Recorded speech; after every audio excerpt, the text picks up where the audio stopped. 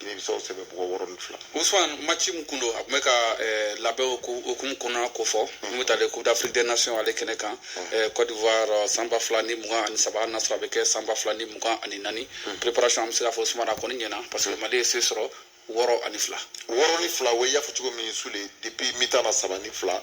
et deuxième mi-temps de jugo aram se ka mu refo munye Guinée-Bissau ma parce que anya bi saba do luma se ka fendo mais ni ala je depuis sanga ballon d'amener na dron sanga tourna Youssouf Niakhaté bina telu daire mu la sana kulba ka centre mandola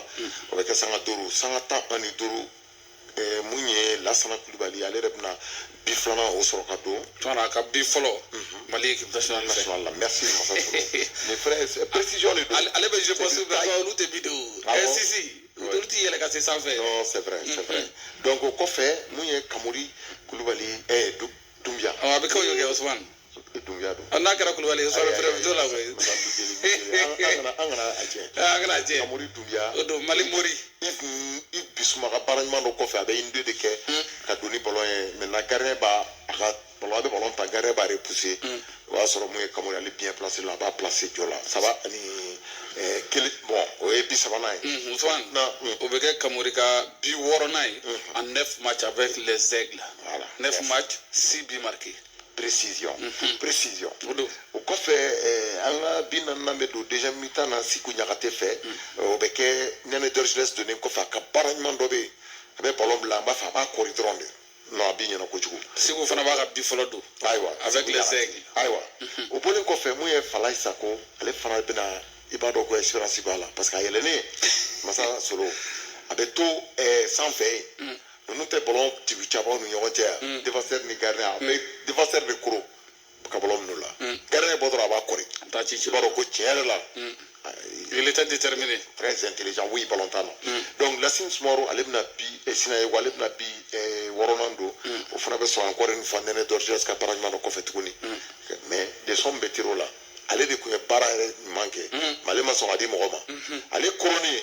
bolo meta nene ka fanfra la modo maintenant nene de bina soka baragement ka dali male ba til placer ka rouler à la Thierry effectivement donc woro ani fla ni alla je Guinée-Bissau ka biudo mga mama balde transan bisawa ani wolo ale tu uya ga sawani kile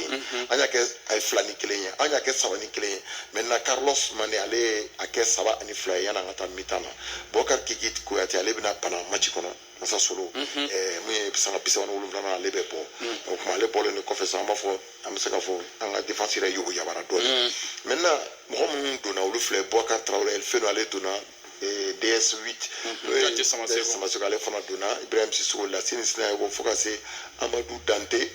Fuseni Diabaté ani ne Dorgeles lui pera jeren dona deuxième mi-temps donc Mali ko mena tiana tama tellement que moye Guinée-Bissau ka mais amna so problème ta chogo make am sa ko kosebe mais ni bi chawon dona ka masani ma fana kuma mai labe jala kisoro o kuma ngala me Bokar Kiki ay mu fo mana ere ka kene abe kuma fana kan ni ngali labana ngala me c'est très important avec confiance dans Magadou Kami Konala donc un biba de mais aujourd'hui un biba de ça fait du bien on a toute confiance dans Kami c'est bon mais Kiki vous quel difficile clé bon solidarité on a joué ensemble on nous motive on a une supporter nous supporter on motivé yala di bitan ko fe malam se wuci gida malik nasara da kuda bi kenega malam wuci gida na yala so on va tout faire pour que malika objectif